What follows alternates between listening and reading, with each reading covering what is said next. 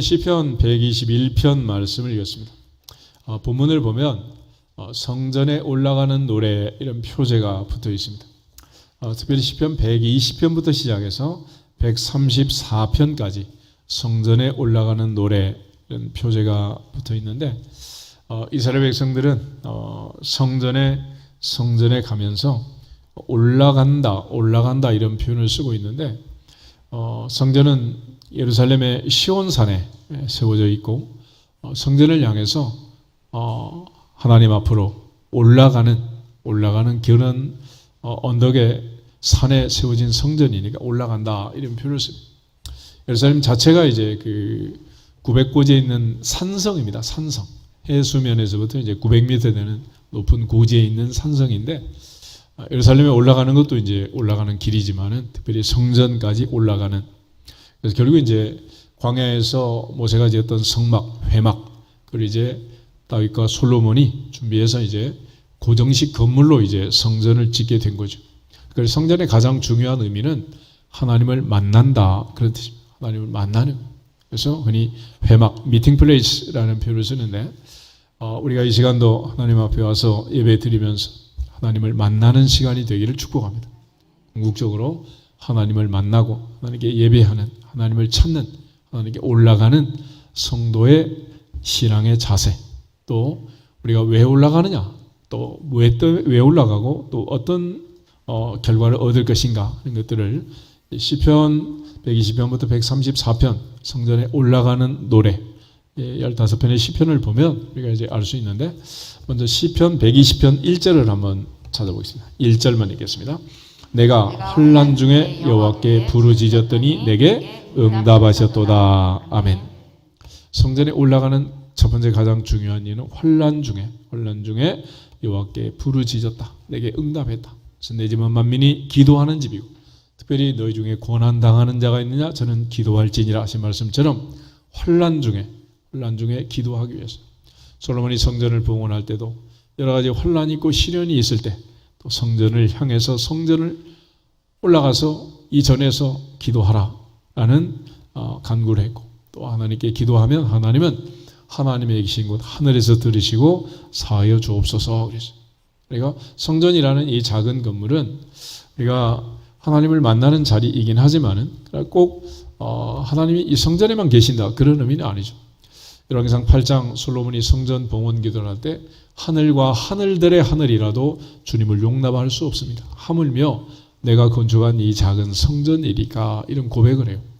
하나님은 온 우주 공간으로도 용납할 수 없는 크고 위대하신 하나님이지만 우리처럼 연약한 인생들은 하나님의 임재를 잘 못 느끼니까 성전을 짓고 이 성전에서 하나님을 만나도록 그렇게 합니다. 그래서 온천하는 성전에서 예배하는 이 하나님의 임재를 느끼면서 하나님은 성전에 계시니 온천하는 잠잠할지니라 이렇게 하십니다. 그래서 환난 중에 어려움 중에 우리가 어디서든지 기도할 수 있지만은 그러나 특별히 하나님 앞에 올라와서 예배하고 하나님께 기도하는 자리가 바로 성전이라는 것입니다. 그 다음에 122편을 한 번 더 보겠습니다. 122편 1절 한 절만 읽겠습니다. 사람이 내게 말하기를 여호와의 집에 올라가자 할 때 내가 기뻐하였도다. 아멘. 성전은 환난 중에 슬플 때만 올라가는 게 아니라 기쁘고 즐거울 때, 할렐루야. 그래서 너희 중에 고난당하는 자가 있느냐 저는 기도할 것이요 즐거워하는 자가 있느냐 저는 찬송할지니라. 성전은 하나님께 기도하는 집이기도 하지만 또 찬양하는 집이다.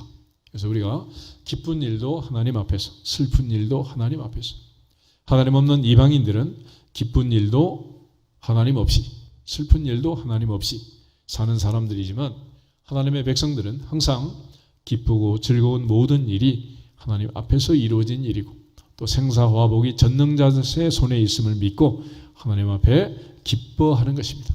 오늘도 하나님 주신 기쁨이 충만한 예배가 되기를 주님의 이름으로 축복합니다.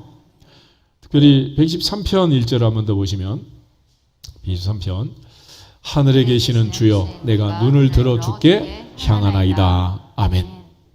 우리가 성전에 올라가는 이 성도들의 신관을 잘 보여주는 건데, 물론 성전에 하나님 계심을 임재를 느끼고 우리가 믿고 하나님 앞에 예배를 드리지만 하나님은 하늘에 계신다.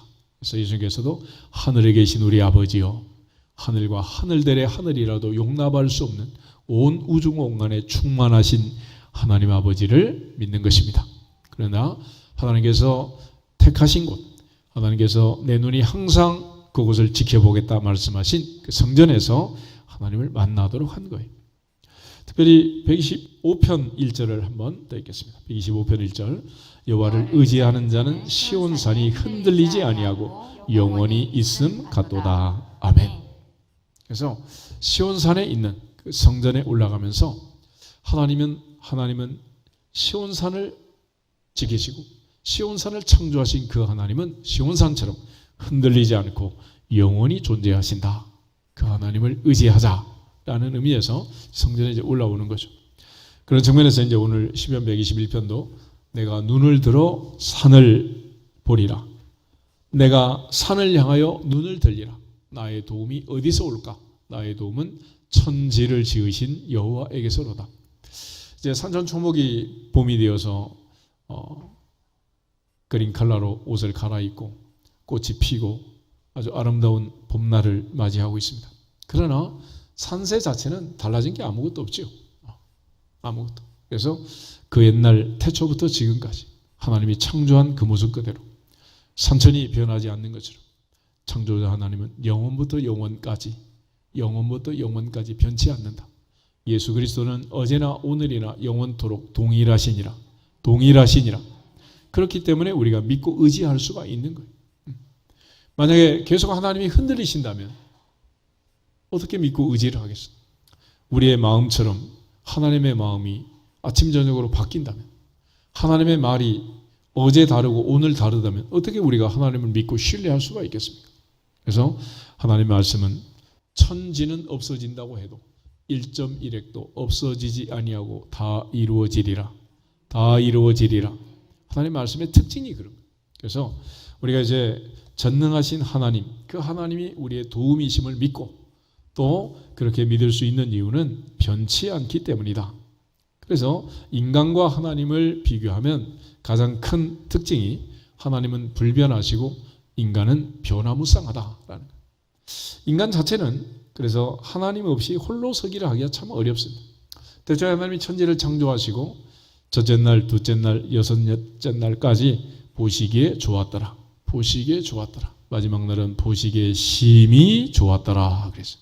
그런데 그렇게 좋았던 그 창조에 옥에 티가 있었습니다. 하나님이 다시 보니까 좋지 않은 게 하나 있었어요. 2장을 보겠습니다. 창세기 2장을 보시면 18절.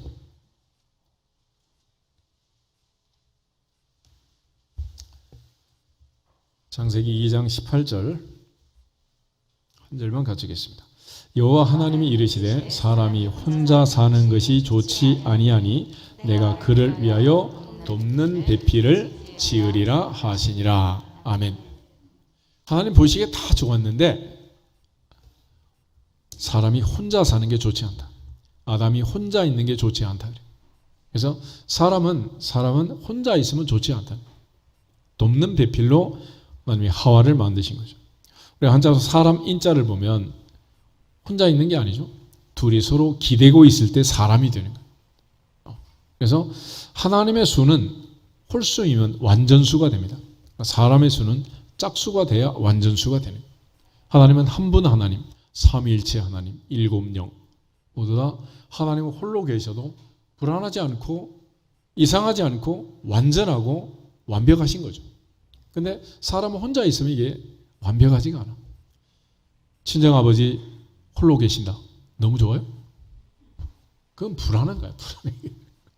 심히 불안해. 또 인간은 둘이 사는데 하나가 더 끼어들어서 삼각관계 이러면 행복한가? 이것도 불안한 거예요. 그러니까 사람은 짝이 맞아야 되고 하나님은 홀로 계시는 거고. 그래서 하나님은 나는 스스로 있는 자다. I am that I am. 그러니까 하나님은 자유자재하는 거예요. 혼자 계셔도 아무 문제가 안 되고 하나님은 혼자 있는 게 너무 자연스럽고 좋으시고. 그런데 인간은 혼자 있으면 안 된다는 거죠. 그러므로 인간이 하는 이 모든 일들은 하나님이 도와주지 아니하시면 안 되는 거예요.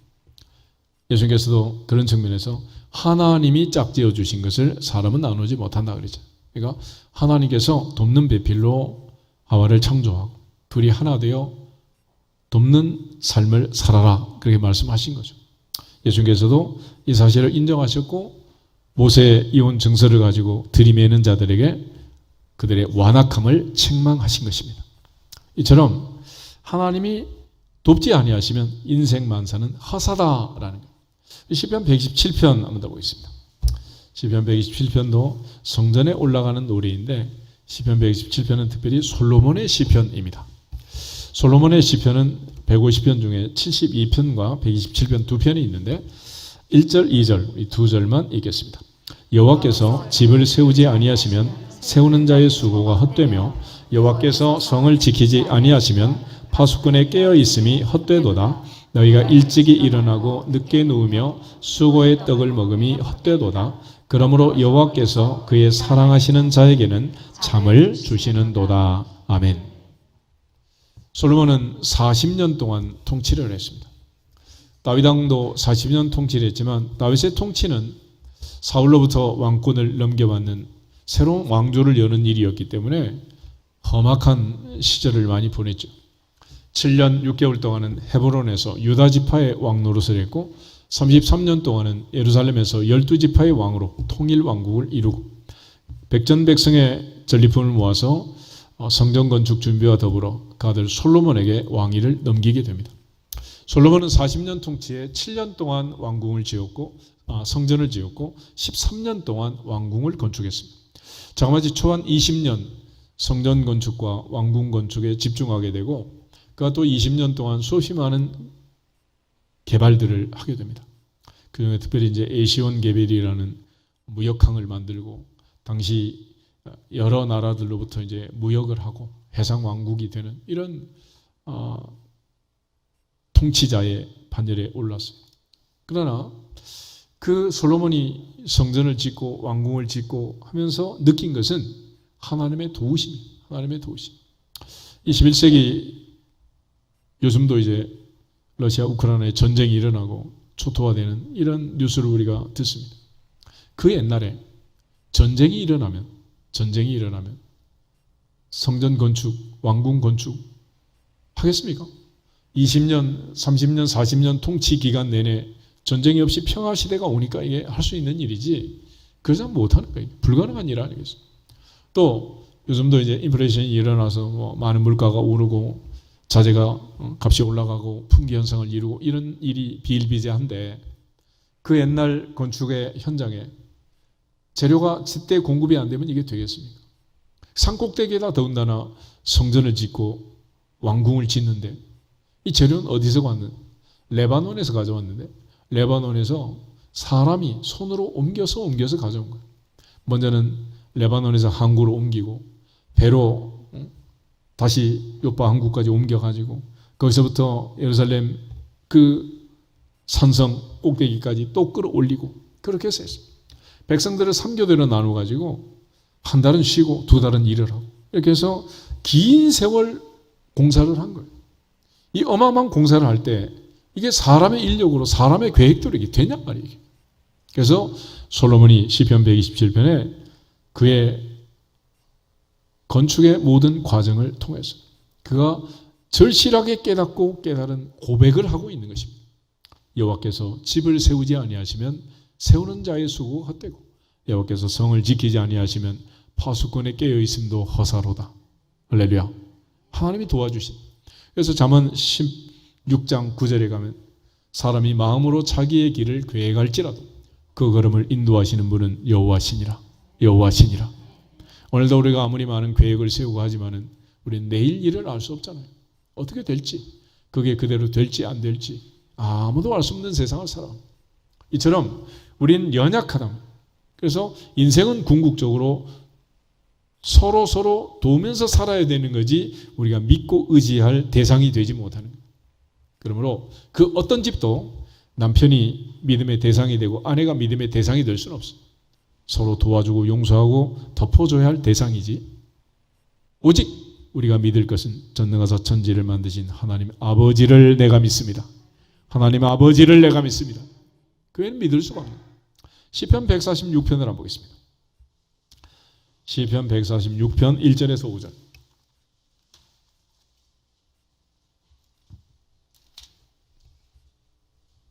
146편 1절.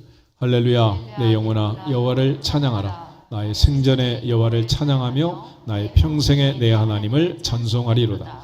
귀인들을 의지하지 말며 도울 힘이 없는 인생도 의지하지 말지니 그의 호흡이 끊어지면 흙으로 돌아가서 그날에 그의 생각이 소멸하리로다. 야곱의 하나님을 자기의 도움으로 삼으며 여호와 자기 하나님에게 자기의 소망을 두는 자는 복이 있도다. 복이 있도다. 그 어떤 인간도 결코 우리가 의지할 대상은 되지 못한다. 야곱의 하나님을 자기 도움으로 삼고 여호와 자기 하나님에게 소망을 두는 자가 복이 있도다. 할렐루야. 그런 측면에서 우리 다시 한번 인사하겠습니다. 복 있는 사람이 됩시다. 복 있는 사람이 됩시다. 복 있는 사람이 됩시다. 복 있는 사람이 됩시다. 그래야 복이 있는 거예요. 그렇지? 내 힘으로, 내 생각으로, 내 짧은 능력으로 그렇게 살려고 해서 이게 되는 일이 아니라 우리가 잘 아는 삼손 같은 사람, 그런 힘이 너무 셌기 때문에 그런 힘으로 인생을 살고 하나님을 의지하지 않았습니다. 그 후 죽게 됐을 때 목말라 죽게 되고 눈이 뽑히고 머리가 잘리고 죽게 됐을 때 그는 딱 2번 하나님께 부르짖었어요. 그러나 요람에서 무덤까지 단 하루도 하나님의 도움 없이 살 수 있는 날이 있겠는가? 그렇지 않잖아요. 우리 모두가 다 이 하나님께서 도와주시는 하나님의 도우심을 받는 삶이 되기를 주의 이름으로 축복합니다. 그런 측면에서 하나님께서는 우리가 사는 이 세상에 고난을 허락하시고 이 고난과 여러 가지 어려움 속에 살도록 하시는 거예요. 그러니까 이런 고난과 어려움의 직면에서 우리가 때로는 낙심하고 낙담하기도 하고 어려움을 겪기도 하죠. 그렇지만 토인미가 말한 것처럼 도전과 응전이다. 너무 또 고난이 없으면 인생이 또 안 되는 거예요. 그래서 적당한 고난과 적당한 도전을 통해서 우리로 하여금 인생을 살아갈 수 있도록 하나님께서 하시는 거죠. 그렇지만 하나님께서는 또 우리가 감당하지 못할 시험담은 허락지 않고 피할 길을 주시느니라. 아멘. 그래서 하나님께서 주시는 모든 이 고난들을 그때그때 또 극복하고 하나님 믿고 의지하고 또 살아가는 거죠. 그런 차원에서 시편 기자는 고난당한 것이 유익이다. 왜냐? 그것 때문에 내가 주의 율례를 배우게 됐습니다. 고난당하기 전에는 그릇 행하였더니 이제는 똑바로 살게 됐습니다. 이런 고백을 하는 거죠. 그런 측면에서 하나님 앞에서 하나님이 가장 원하신 뜻이 뭐냐? 베드로서 3장 8절 9절 말씀처럼 천년을 하루같이 하루를 천년같이 하나님은 한 사람도 멸망하지 않고 모든 사람이 회개하기에 이르기를 원하시느니라. 구원받기를 원하시느니라. 그래서 그 회개와 구원의 자리로 올 수 있도록 하기 위해서 하나님께서 극단의 처방을 하는 게 한 사람 한 사람 민족 단위로 가정 단위로 고난 프로그램이 돌아가게 되는 거예요. 그러니까 그 고난이 올 때 인간은 비로소 하나님께 무릎 꿇고 엎드리게 되어 있습니다. 에스겔 18장 32절을 보면 하나님께서는 죽을 자가 죽는 것도 나는 기뻐하지 않는다. 그래서 우리는 죽을 자가 죽으면 시원하다 그러겠지 뭐. 근데 하나님은 절대 그렇지가 않대. 하나님.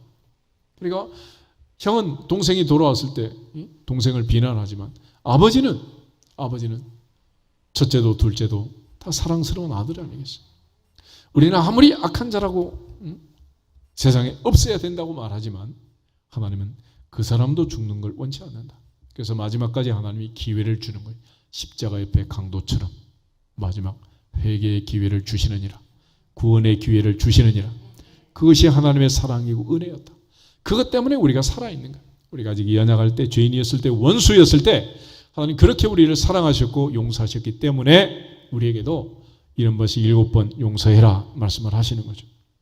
특별히 우리가 잘 아는 다윗이라는 사람, 다윗의 아들 솔로몬이 성전을 지었습니다. 그런데 그 계기가 뭐냐 그러면 역대하 3장 1절 한번 보시고요. 역대하 3장 1절.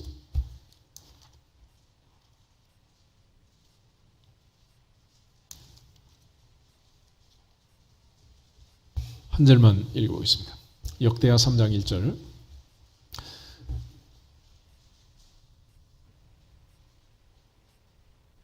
이제 다 찾은 것 같아요. 읽겠습니다.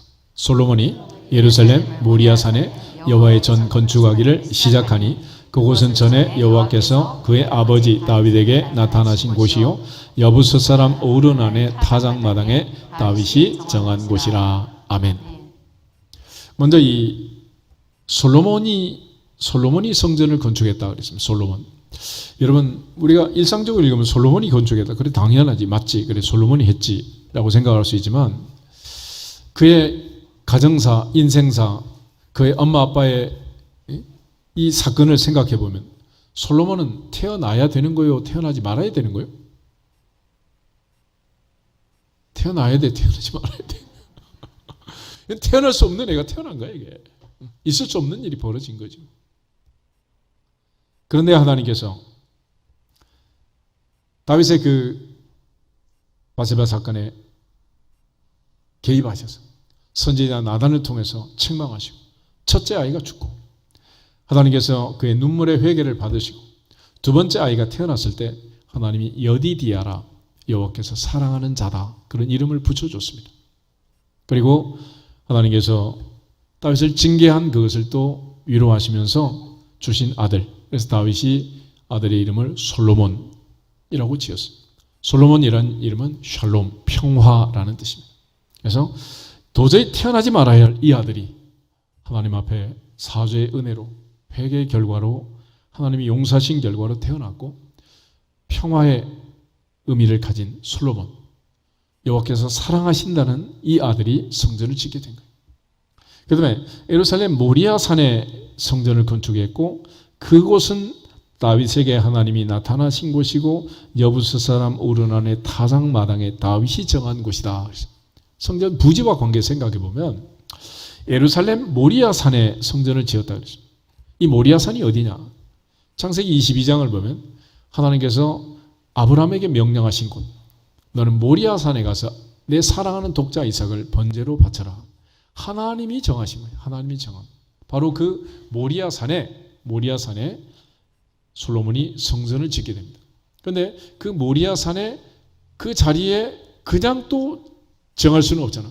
그러니까 다윗이 이제 두 번째 지은 범죄 사건, 인구조사의 사건이 있는데 이때 하나님이 선지자 갓을 통해서 세 가지 선택지를 내리게 됩니다. 모세의 인구조사는 두 번이었지만은 하나님께서 70명의 가족이 내려가서 거대 민족으로 성장한 하나님의 영광, 하나님의 능력을 증거한 인구조사였지만 다윗의 인구조사는 전쟁은 여호와께 속한 것이다. 물맷돌을 들고 골리앗을 이겼던 그 다윗이 변절을 한 거예요. 무기를 의지하고 군대를 의지하고 하나님을 의지하지 않은 거예요. 그 결과 그는 사탄의 충동질에 의해서 인구조사를 하게 되고 결과적으로 하나님의 징계를 받게 됩니다. 그래서 3년 동안 또 피난생활을 할 건지 아니면 3년 동안 기근이 올 건지 석 달 동안 피난생활하고 도망을 다니든지 아니면 3일 동안 전염병이 와가지고 나라 전체가 병들든지 선택해라 그랬습니다. 그때 이제 그가 3년 기근과 석 달 도피 생활을 선택하지 않고 내가 매를 맞더라도 하나님께 받겠습니다. 그래서 3일의 전염병을 선택합니다. 그러고 나서 3일 후에 선지자 갓의 인도를 받아 그가 오르난의 타작마당에 단을 쌓게 돼. 그런데 오르난이 왕이 오는 걸 보고 놀래가지고 내가 다 드리겠습니다. 내 밭도 드리고 제구도 드리고 다 소도 다 바치겠습니다. 그랬더니 다윗이 안 된다. 내가 값을 지불하고 하겠다. 그냥 값이 아니라 가장 최고의 값을 지불하겠다. 그래서 금 600세겔을 주고 이 오르난의 타작마당을 다윗이 샀어요. 그리고 그 곳에 솔로몬이 성전을 짓게 됩니다. 그래서 이 예루살렘 모리아산은 다윗으로부터 1000년 전에 아브라함이 이삭을 바친 자리고 아브라함이 이삭을 바칠 때 이삭은 자기 자신을 바친 거예요. 그런데 1000년 후에 이곳에 예수님의 십자가가 세워지고 하나님은 아들을 바쳤지만 아들 예수님은 자기 자신을 바친 거 아니겠어요? 그래서 이곳에 이제 성전이 세워지게 되는 거죠. 이런 과정을 통해서 하나님께서 이스라엘 백성들에게 성전을 짓고 솔로몬이 하나님 앞에 기도를 합니다. 이 성전이 어떤 자리냐? 성전이야말로 하늘과 하늘들의 하늘이라도 하나님을 용납할 수 없지만 이제 솔로몬이 성전을 짓고 나서 하나님이 주신 그 은혜를 생각하면서 하나님께 간절히 기도한 그 자리가 바로 이제 성전이 되겠습니다. 역대하 6장을 한번 보시면은 18절부터 21절 한번 읽겠습니다. 역대하 6장 18절. 하나님이 참으로 사람과 함께 땅에 계시리이까 보소서 하늘과 하늘들의 하늘이라도 주를 용납하지 못하겠거든 하물며 내가 건축한 이 성전이 오리이까 그러나 나의 하나님 여호와여 주의 종의 기도와 간구를 돌아보시며 주의 종이 주 앞에서 부르짖는 것과 비는 기도를 들으시옵소서. 주께서 전에 말씀하시기를 내 이름을 거기 두리라 하신 곳 이 성전을 향하여 주의 눈이 주야로 보시오며 종이 이곳을 향하여 비는 기도를 들으시옵소서. 주의 종과 주의 백성 이스라엘이 이곳을 향하여 기도할 때 주는 그 간구함을 들으시되 주께서 계신 곳 하늘에서 들으시고 들으시사 사하여 주옵소서. 아멘. 솔로몬의 신관 자체는 하나님은 성전에만 갇혀있다 이런 생각을 하지 않았어요. 우주 공간에 충만하신 그 하나님, 그러나 우리의 어리석음과 우리의 연약함 때문에 성전을 짓는 것이고 그 하나님을 향하여 하나님의 보좌를 향하여 기도하도록 이 성전을 향해서 이 성전에서 올 수 있으면 오고 올 수 없으면 성전을 향해서 전쟁 중에 포로 중에 잡혀갔을 때는 이곳을 향하여 기도하게 하옵소서 이런 기도를 드린 거예요.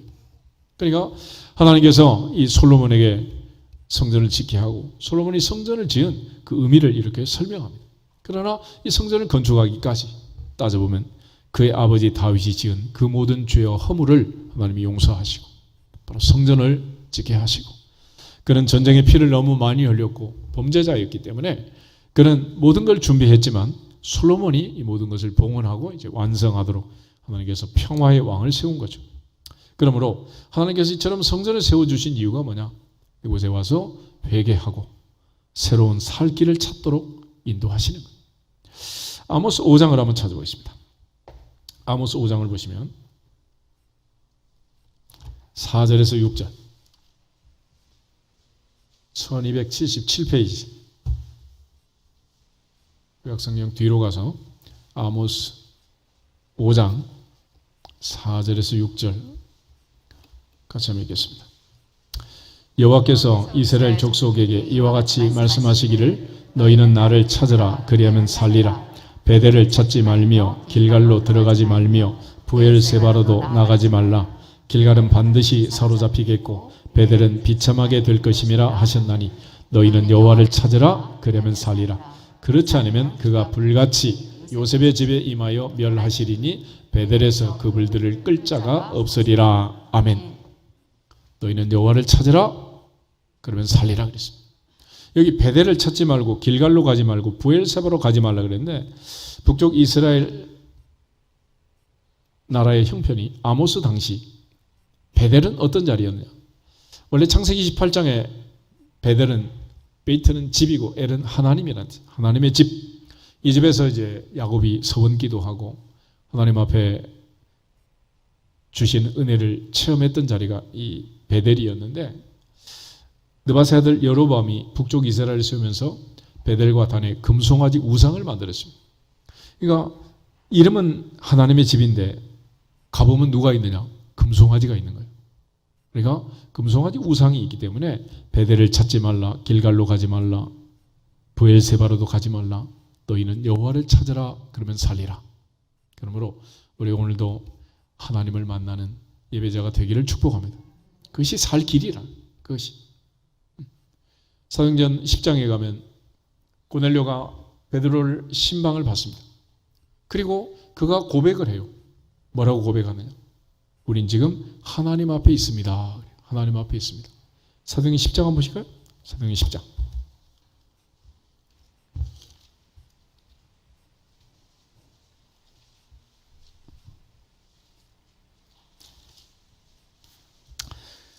(32절) (33절) 두 절만 보겠습니다. 32절 사람을 요바에 보내어 베드로라 하는 시몬을 청하라. 그가 바닷가 무두장이 시몬의 집에 유숙하느니라 하시기로 내가 곧 당신에게 사람을 보내었는데 오셨으니 잘하였나이다. 이제 우리는 주께서 당신에게 명하신 모든 것을 듣고자 하여 다 하나님 앞에 있나이다. 누구 앞에? 하나님 앞에. 하나님 앞에.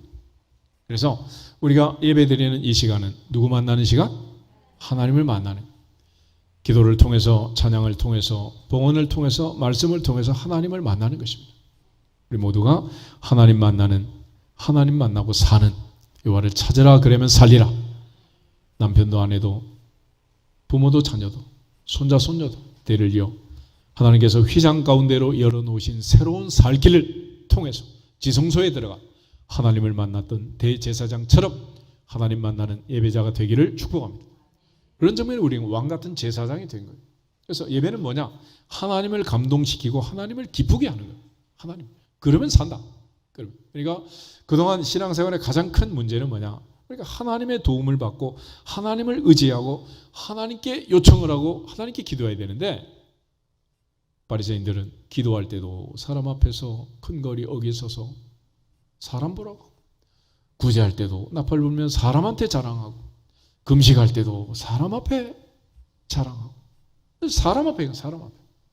그러나 이제 우리 모두의 신앙생활은 너희 의를 사람 앞에 생하지 않도록 조여. 그렇지 않으면 하늘에 계신 너희 아버지께 상을 얻지 못하느니라. 주님의 말씀처럼 모든 예배를 통해서 하나님을 만나고 하나님의 도우심을 받는 주인공들이 되기를 축복합니다. 그런 측면에서 우리가 예배한다는 것은 하나님을 기쁘게, 하나님. 찬양은 하나님께 찬양하는 거죠. 이제 우리 오늘부터 찬양대를 지금 복원하려고 하니까 또 이 모양 저 모양 여러 가지 또 어려움들이 있는데 어쨌거나 여튼 하나님의 향한 찬양, 이게 이제 가장 중요한 본질을 잃어버리면 안 됩니다. 그래서 누가 뭐 지휘를 하느냐 반주를 하느냐 이런 거 하나도 중요하지 않아요. 음정 박자가 잘 안 맞냐 안 맞냐 이것도 별로 중요하지도 않아요. 하나님 그런 거 따지지 않아. 그래서 손자가 할머니 앞에 노래 부르는데 손자가 뭐 음정 박자 틀렸다고 뭐 엉덩이를 때리겠어, 뭐 용돈을 안 주겠어, 뭐 부르기만 하면 그냥 막 아파트가 떨어지는 거지 뭐. 할렐루야. 그러면 찬양이라는 것은 같이 따라하겠습니다. 하나님을 찬양하고 하나님께 찬양하고 하나님만 찬양합시다. 여기서 벗어나는 건 찬양이 아니에요. 사람 앞에 찬양하는 서울의 창가 같은 그런 게 찬양이 아니고, 그래서 그 찬양은 누가 하는 거냐? 하나님 아버지께서 사랑하는, 하나님 아버지께서 기다리는, 하나님 아버지께서 그렇게 귀하게 여기는, 예수님께서 나를 사랑하사 나를 위하여 자기 자신을 버렸다고 믿는 하나님의 아들, 하나님의 딸이 부를 때 찬양이 되느니라. 할렐루야. 요즘 흔히 말하는 무슨 트롯 가수가 복음성가를 불렀다고 그게 찬양이 되느냐? 그건 찬양이 아닌 거예요. 그거는 하나님을 믿는 하나님의 자녀가 부를 때, 할렐루야, 그것을 찬양이라고 하는 거예요. 찬양. 그렇기 때문에 찬양은 누구를 향해서 하는 거예요? 그러므로 찬양 안 하는 찬양대가 사람한테 신경 쓰면 그건 찬양이 안 되는 거예요. 그 찬양은 실패한 거예요. 누구한테 온전히 집중해야 되냐? 하나님. 그래서 지난 시간에도 히브리서 기자가 히브리인들에게 하는 말이 있잖아요. 바리새인들이 영에 임한 그 히브리인들, 사람에게 관심을 갖고 사람을 쫓아다니는 그 히브리인들에게 예수를 생각해라. 예수를 깊이 생각해라. 믿음의 주요 온전케 하신 예수님만 바라봐라. 할렐루야. 사람을 보면 실패하는 사람. 그러니까 오직 하나님을 기쁘시게 하면 하나님께서 내 마음을 보시고 중심을 보시고 하늘문을 여시고 복을 주실 줄 믿습니다. 그렇기 때문에 찬양은 하나님께 하는 거예요. 기도도 마찬가지입니다. 솔로몬처럼 하나님을 감동시키면 지혜도 주시고 구하지 아니한 부귀영화도 플러스 알파로 주시느니라. 하나님을 하나님을 기쁘게 하는 거예요. 그러면 하나님을 만나야죠. 그러니까 손자가 할머니 할아버지 기쁘게 하는 방법은 딱 한 가지. 어디 가면 돼? 찾아가야지. 1년에 2번 뭐 명절에 와가지고 세뱃돈만 받아가면 그게 뭐 손자예요? 그래서 요즘 이제 손자들 키우는 권사님들은 그 손자를 내가 키워야지, 외갓집에 맡기면 그 외갓집 손자 되는 거야. 그러니까 3살까지 내가 키워야 내가 33살이 되도 할머니 그러고 와서 안기는 거지. 내가 안 키우면 냄새 난다고 오지도 않아요. 학비만 받아가지. 내 손자 아닌 거예요. 그게. 그러니까 항상 하나님 앞에서 만남이 있어요. 만남. 여러분 풍산개나 진돗개 이런 개들이 명견이라고 그러잖아요. 명견. 왜 그런지 아세요? 이 강아지는 생후 3개월이 중요해요. 생후 3개월 누가 자기한테 밥 줬느냐, 누가 나한테 먹이를 줬느냐, 여기에 따라서 이 개들은 평생의 주인으로 딱 결정을 하는 거예요. 그래서 군대에서는 이 진돗개 얼마나 훌륭한 개야. 근데 군견으로 쓰지를 못해요. 왜냐면 사병이 만약에 밥을 주면 걔는 평생 누가 주인이야? 그래서 걔는 제대할 거 아니야. 그러면 주인을 그리워가지고 막 삼천리를 찾아가는데 이 군견으로 쓰겠어요. 이게 막 주인만 그리워하다가 안 되는 거예요. 이게. 그래서 진돗개나 풍산개뿐만 아니고 집에서 강아지 태어나거든 꼭 내가 기르도록. 그래서 권사님들은 손자 태어나기 전에 충성할지어다 그러는 거예요. 그때는 이제 틀렸어. 손자 태어나면 퐁당 빠져가지고 뭐 끝나는 거죠. 그러니까 항상 하나님을 기쁘게. 할렐루야. 근데 우리가 시선이 이제 다른 데로 흐트러지면 그때가 안 되는 거예요. 안 돼. 봉헌 물론 하나님을 기쁘게 하죠. 다윗처럼 주께서 주신 것을 다시 주께 드렸습니다. 이렇게 하고 또 두 렙돈을 드리던 과부처럼 생활비 전부를 하나님께 드림으로써 주님께 칭찬을 받았던 그들을 우리가 기억하잖아요. 그런데 우리가 말씀을 전하는 것은 어떻게 해야 될까? 좀 헷갈리는 부분이 있을 수가 있어요. 그런데 너무도 명백합니다. 말씀을 전하는 자도 듣는 자도 누구를 기쁘게 해야 되냐? 하나님을 기쁘게, 하나님을 기쁘게 하는 그것이 중요해요.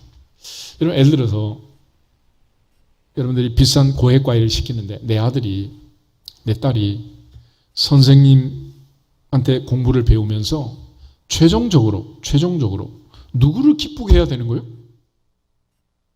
과외비를 댄 나를 기쁘게 해야지. 그래서 의미가 없는 거야. 다 소용없는 거지. 마찬가지야. 그래서 이 시간 우리가 예배를 드리면서 말씀을 전하고 듣는 이 시간도 하나님은 궁금하세요. 애들이 무슨 얘기를 할까? 그러지 않겠어? 얼마나 궁금하겠어. 그래서 하나님이 칭찬하신 사람들은 누구냐? 바로 하나님의 말씀을 듣는 사람들. 할렐루야. 그래서 데살로니가전서 3장을 한번 보겠습니다. 데살로니가전서 2장 13절. 데살로니가전서 2장 13절.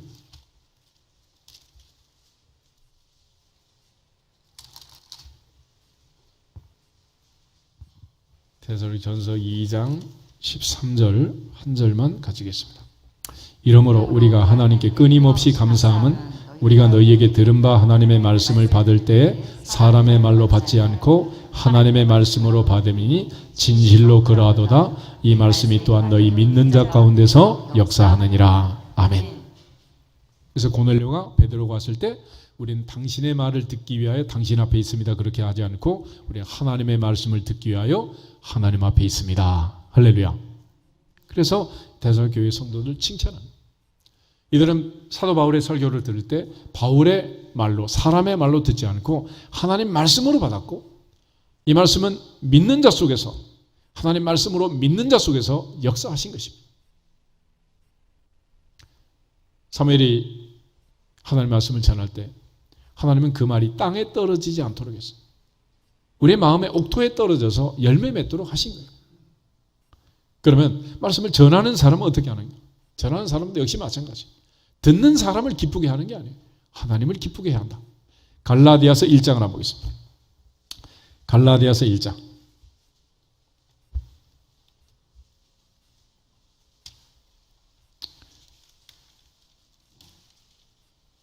6절에서 10절을 보겠습니다. 여러분 신학생은 아니지만 혹시 나중에 신학교 가서 목사가 되실 분이 있다 하더라도 마찬가지. 왜 신학교 가서 복음을 전해야 되냐? 하나님을 기쁘게 하기 위해서 하는 거예요. 6절 보겠습니다.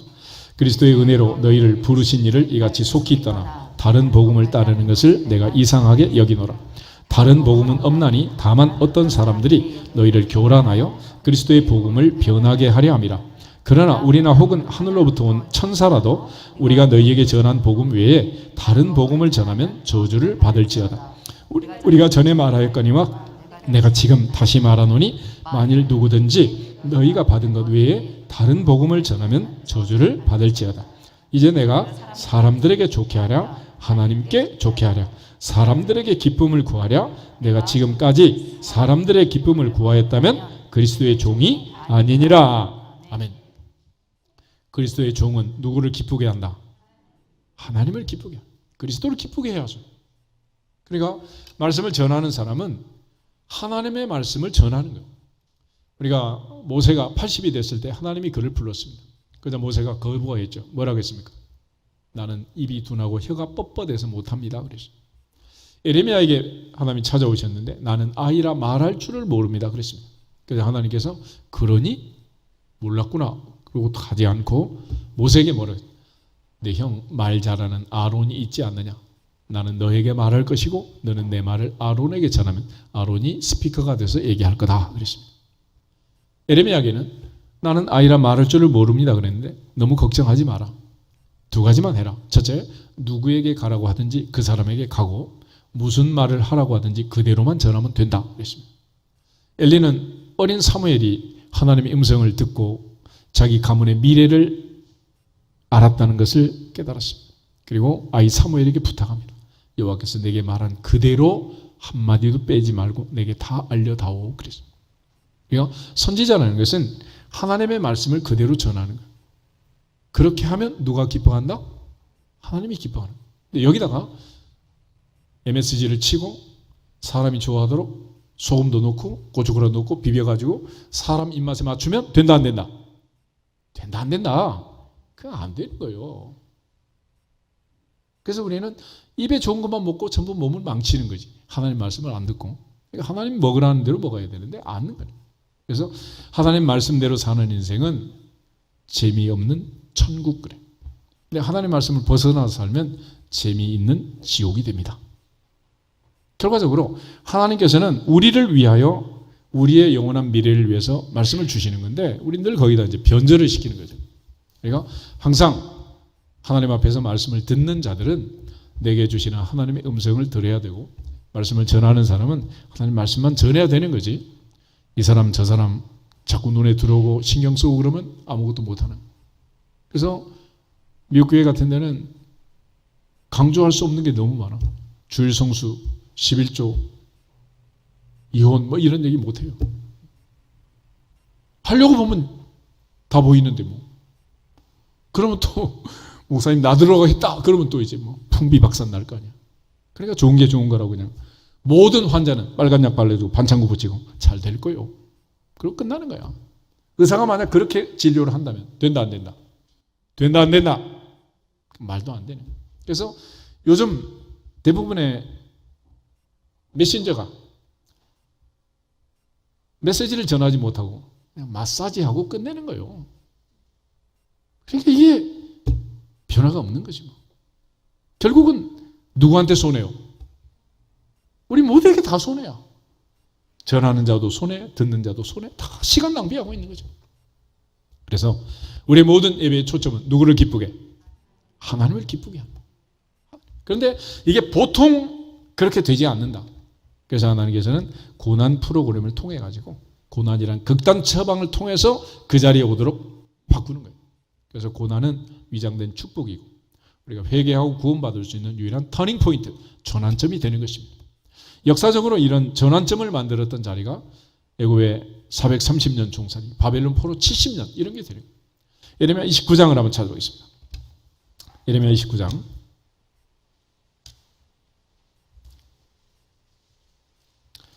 11절 12절 13절 세 절을 보겠습니다. 예레미야 29장 11절 여호와의 말씀이니라 너희를 향한 나의 생각을 내가 아나니 평안이요 재앙이 아니니라 너희에게 미래와 희망을 주는 것이니라 너희가 내게 부르짖으며 내게 와서 기도하면 내가 너희들의 기도를 들을 것이요 너희가 온 마음으로 나를 구하면 나를 찾을 것이요 나를 만나리라. 아멘. 바벨론 포로 70년의 의미를 예레미야가 설명합니다. 너희를 향한 나의 생각을 내가 아나니 재앙이 아니라 평안이다. 미래와 희망이다. 그 고난의 자리가 포로 70년의 그 고통의 자리가 미래와 희망이다. 왜냐? 인간은 웬만큼 고통을 겪지 않고는 하나님을 찾지 않기 때문에, 하나님께 돌아오지 않기 때문에 그래요. 그래서 하나님께서 돌아오라고 이런 고통을 주는 거예요. 그러니까 고난 중에는 우리가 늘 하나님 앞에 매달리고 또 부르짖게 되지만은 이게 또 지나가고 또 살만하면 또 나도 모르게 내 속에서 또 뭔가 또 튀어오르는 거지. 그래서 바울이 자기 속을 보면서 깨달은 거예요. 내 속에는 둘이 있다. 선을 행하기 원하는 나도 있고 악을 행하기 원하는 나도 있고 이 둘이 싸운다는 거예요. 싸우고. 극도의 갈등을 바울이 고백했습니다. 그러나 오늘 이제 그 고난 중에 우리가 찾을 수 있는 것이 무엇이냐? 시편 121편 본문을 다시 보시면 내가 산을 향하여 눈을 들리라. 나의 도움이 어디서 올까? 나의 도움은 천지를 지으신 여호와에게서로다. 할렐루야. 그래서 웬만한 일들은 사람끼리 돕고 해도 다 할 수 있죠. 그렇지만 사람이 도울 수 없는, 하나님만이 도울 수 있는, 하나님께서 도와주셔야만 되는 일들이 세상에는 너무도 많은 거예요. 그러므로 우리 모두가 다 하나님만이 나의 도움이심을 믿고 하나님께만 의지하는 믿음을 지켜내기를 주 이름으로 축복합니다. 오늘 특별히 시편 기자는 3절부터 8절에 하나님이 우리를 어떻게 도와주시고 지켜주시는가를 고백해요. 먼저 3절 4절 두 절 한번 보겠습니다. 여호와께서 너를 실족하지 아니하게 하시며 너를 지키시는 이가 졸지 아니하시리로다. 이스라엘을 지키시는 이는 졸지도 아니하시고 주무시지도 아니하시리로다. 아멘. 사람에게 있어서 가장 큰 고통은 잠을 안 재우는 것입니다. 사람은 40일 금식을 하고 나도 40일 못 먹은 것을 다 먹어야 되는 건 아니에요. 안 먹어도 돼. 그런데 잠은 이틀 사흘만 못 자도 안 잔 잠을 안 자고 넘어갈 수 있느냐? 넘어갈 수 없어. 인간은 반드시 잠을 자야 됩니다. 인간의 평균 잠자는 시간 7시간, 8시간 얘기를 하잖아요.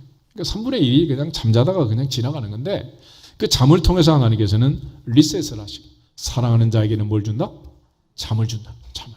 그러니까 인간이 건강한 증거 중에 하나는 뭐냐? 잠을 잘 자는 사람. 어떤 사람? 건강한 사람. 그래서 미녀는 잠꾸러기 그러잖아.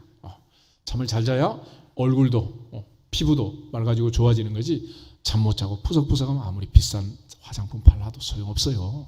다 꽝이야 꽝. 그러니까 내 마음이 평안하고 잠을 잘 자야 미녀가 되는 거지. 뭐 아무리 엄마가 이쁘게 만들어줬어도 내가 갖고 다니면서 세상 풍파에 시들려가지고 상처게 내고 다니면 그 얼굴이지 뭐. 그러니까 항상 하나님 앞에서 마음이 건강해야 한다. 할렐루야. 건강해.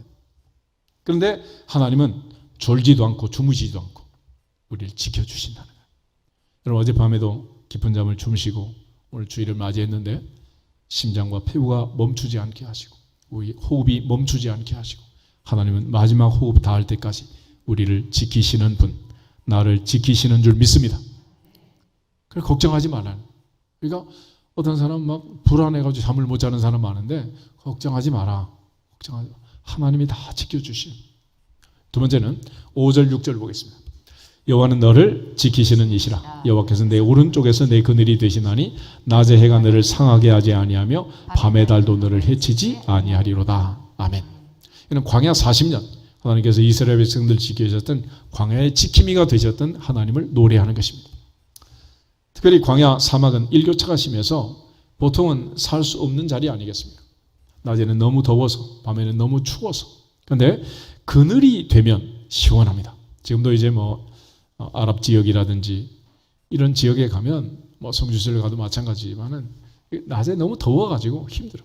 우리나라도 그렇잖아요. 나들이 가고 그럴 때 구름이 끼면 드라이브 하기도 좋고 산보하기도 좋고 산책하기도 좋고 소풍 가기도 좋고 그렇잖아요.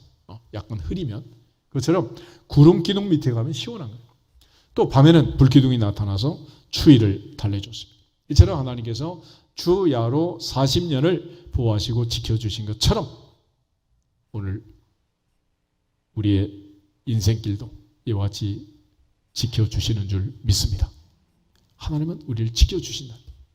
거기다 세 번째로 7절 8절을 보면 시간과 공간을 초월하신 하나님의 도우심을 노래합니다. 같이 보겠습니다. 여호와께서 너를 지켜 모든 환난을 면하게 하시며 또 내 영혼을 지키시리로다. 여호와께서 너의 출입을 지금부터 영원까지 지키시리로다. 아멘. 하나님 모든 환난을 면하게 하신다. 또 내 영혼을 지킨다 그랬어요. 사도 요한이 가이오를 위해서 기도할 때 내 영혼이 잘된 같이 범사가 잘되고 건강하기를 내가 기도한다, 간구한다 그랬습니다. 사람은 육체의 건강이 중요한 것 같지만 이 육체의 건강을 좌지우지하는 게 뭐냐? 마음의 건강, 영혼의 평안이 하는. 그래서 여러분 사람이 살면서 제일 힘든 것 중에 하나가 다이어트, 살 빼는 거 아시죠? 그런데 다이어트 방법이 자그마치 22,000가지라는데 22,000가지를 다 써도 안 빼는 살을 뺄 수 있는 방법이 있어요. 그게 뭐냐? 고민 다이어트라고. 아시나요? 걱정, 근심, 염려가 찾아오면, 잠 못 자고 못 먹으면, 입맛 떨어지면 다 빠지게 돼 있어요. 그거보다 더 확실한 다이어트는 없어요. 그러니까 하나님께서 사랑하는 자에게는 뭐 주신다? 잠을 주신다 그래요. 잠을. 하나님께서 우리를 이처럼 지켜주시고 우리의 마음, 생각 이걸 지켜주셔야 됩니다. 다윗은 내 입의 말이 마음의 묵상이 주님 앞에 연락되기를 원합니다. 그렇게 고백했고 사도 바울은 모든 지각이 뛰어난 하나님의 평강이 그리스도의 손에서 너희 마음과 생각을 지키시리라. 마음과 생각을 지키시리라. 하나님이 내 마음, 내 생각을 지켜주지 않으면 이게 인생살이가 힘들어요. 그래서 여러분 기억할 것은 어떤 일이 발생했을 때 낙심하고 낭망할 수밖에 없지만은 꼭 그러지도 말라는 거예요. 예를 들어 아들이 대학에 떨어졌다. 좋은 일이요? 나쁜 일이요? 지금은 잘 몰라. 좋다고 할 수도 있고 나쁘다고 할 수도 있어. 그런데 대부분 성공한 사람들 보면 바로 대학에 들어간 사람보다는 재수해서 들어간 사람이 성공할 확률이 훨씬 높아집니다. 그렇다고 일부러 떨어뜨릴 필요는 없지 뭐. 대체로 그런 거야. 그래서 다 좋은 것도 아니고 다 나쁜 것도 아니야. 너무 낙심하지 마라. 낙담하지 말라는. 그래서 어떤 사람은 빨리 가는 게 좋다고 하지만 빨리 간다고 꼭 좋은 것도 아니라. 그래서 다 좋은 것도 아니고 다 나쁜 것도 아니야. 그러니까 우리 인생을 살면서 이렇다고 저렇다고 내 생각 가지고 막 밀어붙이지 말고 기다릴지어다. 잠잠할지어다. 하나님의 뜻을 생각하고 하나님이 이 일을 어떻게 인도하실까라고 기다리면 하나님은 합력해서 선을 이룰 줄 믿습니다. 가장 좋은 곳으로 인도할 줄로 믿습니다. 하나님이 그렇게 하시는 거예요. 그래서 우리는 늘 애들 공부 잘하고 뭐 이것만은 좋아하지만은 미국 사람들 애들 공부 잘하는 걸 그렇게 좋아하지 않는데요. 특별히 유대인들은. 왜냐하면 공부 잘하는 애들은 대학 나오고 뭐 이래가지고 전부 남의 밑에 가서 직장 생활하고 일을 하잖아요. 그렇죠? 근데 공부 못하는 애들은 사업을 하고 비즈니스를 한대. 그래 부자가 될 확률이 많대. 공부 잘하는 게 좋아? 못하는 게 좋아? 그래 지가 뭐 머리가 좋아서 공부 잘하는 애들도 굳이 뭐 또 못하게 할 필요 없지만 억지로 막 다 잘하게 해야 된다. 그러면서 막 있는 돈 없는 돈 다 집어넣어가지고 그냥 그렇게 할 필요는 없는 거예요. 그런 차원에서 하나님께서는 어떤 환난도 다 면하게 하시고 지켜주신다. 감당하지 못할 시험당은 허락지 않고 피할 길을 주시느니라. 할렐루야. 뿐만 아니라 너의 출입을 지금부터 언제까지? 영원까지 지키시리로다. 할렐루야. 세상에 여러분 많은 보험 들지요. 그렇지만 보험이 이렇게까지 지켜주는 보험은 없어요. 그렇지 않겠어요? 그러니까 우리를 영원까지 지키시는 분, 그분은 하나님뿐이다. 그래서 이 시편 121편을 확실하게 나의 시편으로 만들려면 어떻게 하느냐? 이 너라고 되어 있는 것을 나라고 바꿔서 읽으면 내게 주시는 말씀으로 받으면 그렇게 될지니라. 그렇게 될지어다. 바꿔가지고 3절부터 8절 읽고 기도하겠습니다. 3절 여호와께서 나를 실족하지 아니하게 하시며 나를 지키시는 이가 졸지 아니하시리로다. 이스라엘을 지키신 이는 졸지도 아니하시고 주무시지도 아니하시리로다. 여호와는 나를 지키시는 이시라. 여호와께서 내 오른쪽에서 내 그늘이 되시나니 낮의 해가 나를 상하게 하지 아니하며 밤의 달도 너를 해치지 아니하리로다. 여호와께서 나를 지켜 모든 환난을 면하게 하시며 또 내 영혼을 지키시리로다. 여호와께서 나의 출입을 지금부터 영원까지 지키시리로다. 아멘. 할렐루야. 하나님이 이렇게 지키심을 믿고 바울처럼 내가 확신한다. 혼란이나 공고나 기근이나 적시냐 위험이냐 칼이냐 그 어떤 것 우리를 그리스도의 손에 있는 하나님의 사랑에서 끊을 수 없다. 내가 사망의 음침한 골짜기를 다닐지라도 해를 두려워하지 않을 것은 주께서 나와 함께 하심이라. 함께 하심이라. 분명한 믿음을 가지고 다 맡겨버리면 다 맡아주실 줄로 믿습니다. 우리 옆 사람 인사하고 기도하겠습니다. 다 맡깁시다. 다 맡깁시다. 다 맡겨버립시다. 다 맡겨버립시다. 할렐루야. 아멘. 다 같이 주 예수 그리스도의 이름으로 하늘 문화 열릴지어다 선포하고 기도하겠습니다.